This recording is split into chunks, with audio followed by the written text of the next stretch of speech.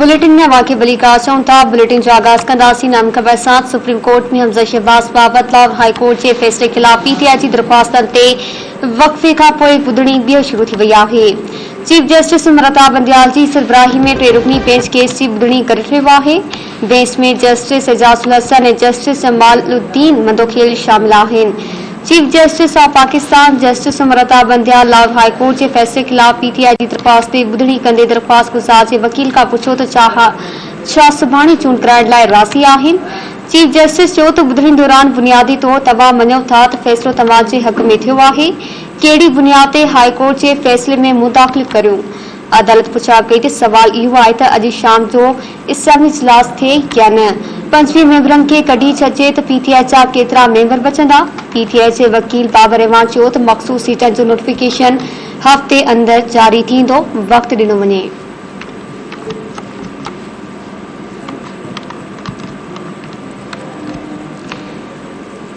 आगे विया कि सुप्रीम कोर्ट में हमज़ा शहबाज़ बाबत लाहौर हाई कोर्ट के फैसले खिलाफ पीटीआई की दरख्वास्तनि ते वक़्फ़े खां पोइ ॿुधणी ॿीहर शुरू थी वई आहे।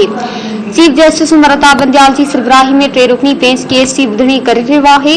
बेंच में जस्टिस एजाज़ुल हसन ऐं जस्टिस जमालुद्दीन मंदोखेल शामिल आहिनि।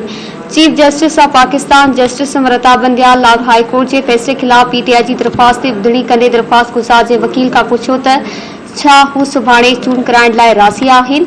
चीफ जस्टिस चयो तो ॿुधणी दौरान बुनियादी तौर तव्हां मञो था तो फैसलो तव्हां जे हक़ में थियो आहे। कहिड़ी बुनियाद ते हाई कोर्ट के फैसले में मुदाख़लत करियो। अदालत पुछा कई तो सवाल इहो आहे त अॼु शाम जो असेंबली इजलास थिए या न। 25 मेंबरनि खे कढी छॾिजे त पीटीआई जा केतिरा मेंबर बचंदा। पीटीआई जे वकील बाबर रहमान चयो तो मख़सूस सीटनि जो नोटिफिकेशन हफ़्ते अंदर जारी थींदो। वक़्तु ॾिनो वञे।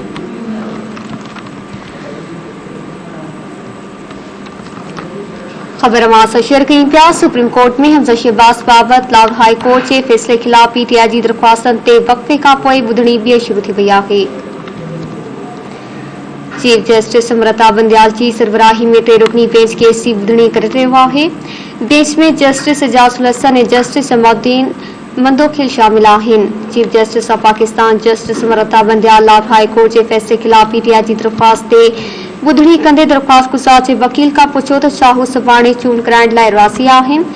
चीफ जस्टिस चयो तो ॿुधणी दौरान बुनियादी तौर तव्हां मञो था तो फैसलो तव्हां जे हक़ में थियो आहे। कहिड़ी बुनियाद ते हाई कोर्ट के फैसले में मुदाख़लत करियो।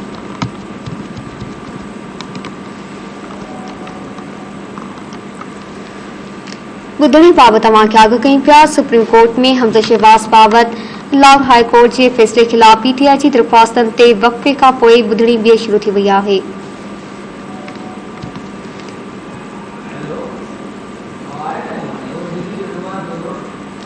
चीफ जस्टिस ममता बंदयाल की सरबराही में 3 रुकनी बेंच केस की ॿुधणी करे रहियो आहे। बेंच में जस्टिस एजाज़ुल हसन ऐं जस्टिस जमालुद्दीन मंदोखेल शामिल आहिनि। Chief justice of Pakistan justice ममता बंदयाल लाहौर हाई कोर्ट के फैसले खिलाफ पीटीआई की दरख्वास्त ते ॿुधणी कंदे दरख्वास्त गुज़ार के वकील का पुछो तो छा हू सुभाणे चूंड कराइण लाइ राज़ी आहिनि। चीफ जस्टिस चयो तो ॿुधणी दौरान बुनियादी तौर तव्हां मञो था तो फैसलो तव्हां जे हक़ में थियो आहे।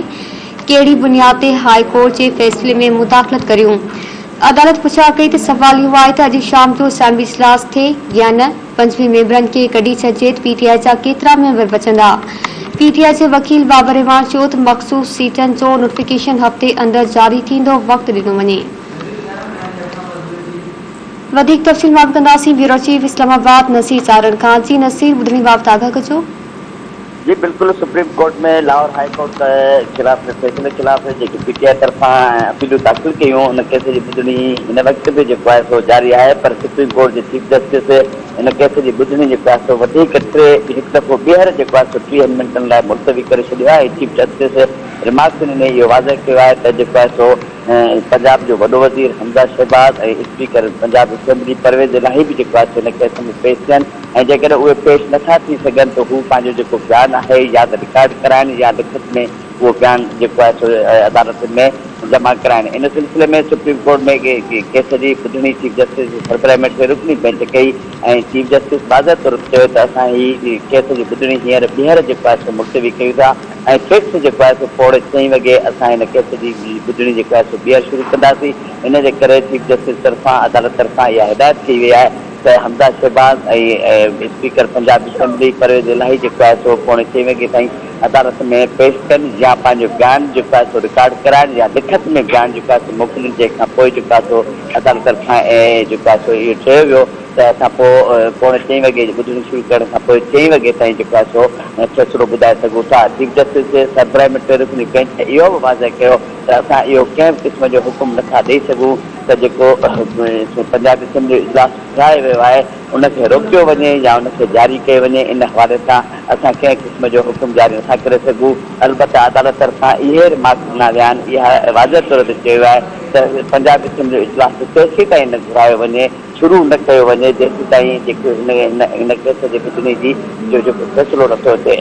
चीफ जस्टिस इहो बि चयो त आइन तहत जेको आहे सो जेकी पंजाब जे इलेक्शन जे हवाले चूंडनि जे हवाले सां गणप जे हवाले सां जेको लाहौर हाई कोर्ट जो फ़ैसिलो आहे उन ते अमल थियणु घुरिजे। पर अञा असां चाहियूं था त जेके इन केस जे हवाले सां जेके थियूं आहिनि उन्हनि जा जेके मौक़ुफ़ आहे उहो आॾो अचे ऐं उन खां पोइ जेको आहे फ़ैसिलो कयूं। PTI तरफ़ां इन केस जी ॿुधणी दौरान जेको आहे सो बाबर अहवान जेको सीनियर वकील आहे उहो पेश कयो ऐं बाबर अहवान अदालत खे इन ॻाल्हि खां आगाही ॾिनी त जेकी 16 अप्रैल ते जेकी इलेक्शन थी उन में जेको आहे सो इलेक्शन जे दौरान ऐवान जे अंदरि झगड़ो थी पियो जंहिंखां पोइ पुलिस घुराई वई ऐं इन जे करे असां चाहियूं था त जेको अफ़रातफ़री थी उन इलेक्शन खे कालदम करार ॾिजे। जंहिं ते जस्टिस मंदूक वाज़ह तौर ते बाबर अहवान खे मुखातिब थींदे चयो त तव्हां चाहियो था त जेको आहे सो हीअ जेकी इलेक्शन आहे उनखे कालदम करार ॾिजे पर उहो नथो थी सघे। आइन तहत जेको आहे जेको बि फ़ैसिलो हूंदो उहो कयो वेंदो।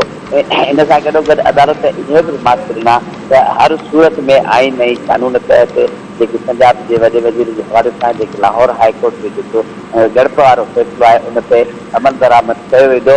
पर असां सिर्फ़ु इहो ॾिसणु चाहियूं था त जेके इन फ़ैसिले ख़िलाफ़ जेके इन अदालत में पेश थियूं आहिनि उन्हनि जो मौक़िफ़ कहिड़ो थो थिए। बाबर अहवान ॿुधणी दौरान अदालत खे इन ॻाल्हि सां इस्तदा कई त असां जेको आहे चाहियूं था त 7 ॾींहंनि लाइ जेको आहे सो ऐं जेकी पंजाब में जेकी ॿीहर गणप करण वारो जेको लाहौर हाई कोर्ट जो आहे उनखे जेको आहे सो मुअतल कयो वञे ऐं 7 ॾींहंनि खां पोइ जेको आहे सो ॿीहर जेको आहे गणप करण लाइ असांखे कंहिं क़िस्म जो एतिराज़ न थियो। जंहिंखे जस्टिस एजाज़ हसन वाज़ह तौर ते इहे रिमार्क ॾिना त जेको आहे सो तव्हांजो जेको मक़सदु आहे त जेकी इहा अॼु गणप थी रही आहे उहा न कराइजे पर उहा गणप जेकॾहिं अॼु न कराइबी त सुभाणे त थी सघे थी पर वधीक अदालत जेको आहे सो एतिरनि ॾींहंनि जी जेको आहे सो मोहलत नथी ॾेई सघे। जंहिं बैदि जेको आहे सो अदालत तरफ़ां बाबर अहवान हिकु दफ़ो ॿीहर अदालत खे इस्तदा कई त जेको लाहौर जो या पंजाब जो जेको मामिलो आहे उहो इंतिहाई जेको आहे सो मुझियल आहे। इन जे करे असांजी इस्तदा आहे पहिरीं बेंच साहिब जी त जेकी लाहौर हाई कोर्ट वारो जेको फ़ैसिलो आहे उनखे फ़िलहाल जेको आहे सो मुअतल करे ऐं असांखे कुझु ॾींहंनि जी मोहलत ॾिनी वञे। जंहिं बैदि चीफ जस्टिस सरबराह में जेके रुकनी बेंच करे रही इन ॻाल्हि में जेको आहे सो वाज़ह तौर ते जेको आहे सो रिमार्क ॾिना त कुझु अदालत हमेशह आइन ऐं कानून जी पासदारी कई आहे ऐं आइन ऐं कानून तहत जेको हूंदो उहो फ़ैसिलो जारी कयो वेंदो। असां चाहियूं था त जेको आहे सो फौरी तौर ते जेको आहे सो पंजाब जो जेको वॾो वज़ीर आहे हमज़ा शहबाज़ या पंजाब जो स्पीकर आहे परवेज़ इलाही उहे बि जेको आहे सो अदालत में पेश थियनि या वीडियो लिंक जे ज़रिए जेको आहे सो पेश थियनि या लिखत में जेको जवाबु ॾियनि त उन्हनि जो मौक़िफ़ कहिड़ो आहे। ऐं इन सिलसिले में अदालत तरफ़ां जेको आहे सो 6:45 वॻे ताईं हमज़ा शहबाज़ ऐं परवेज़ इलाही पेश थियण जो हुकुम ॾिनो वियो आहे त हू 6:45 वॻे ताईं जेको आहे सो अदालत में पेश थियनि जंहिंखां पोइ 6 वॻे ताईं जेको आहे असां फ़ैसिलो जारी कयो वेंदो। छो जो चीफ जस्टिस एजाज़ हसन इहो वाज़ह तौर ते इहो बि रिमार्क ॾिना त अॼु जेको 6 वॻे पंजाब असेंबली करायो वियो आहे उहो थी सघे त हिन केस जे करे लेट थी सघे थो पर अदालत तरफ़ां इहो वाज़ह तौर ते हुकुम जारी ठीकु आहे, वॾी महिरबानी नसीर सारण तफ़सील ॾियण जे लाइ।